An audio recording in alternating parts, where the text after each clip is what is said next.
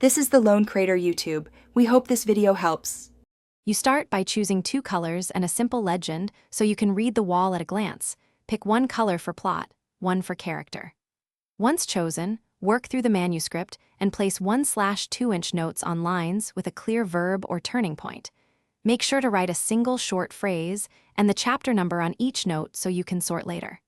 This first pass builds an index you'll rely on during revision. Now you transfer notes to a board and form clusters for Act I, Act Roman II, and Act Roman III. Place notes chronologically left to right. Once done, draw arrows or string between notes to show causality and emotional arcs, and number sequences so you preserve scene order. Make sure to tag high-stakes moments with a % or an icon to highlight intensity. This visual map reveals pacing problems and missing transitions that line edits won't show. Finish by converting the revised note order into a concrete scene list you'll use to rewrite. Copy each note into your draft file with a short sentence of intent. Once completed, archive old notes and keep an active set of about 20-30 to avoid clutter.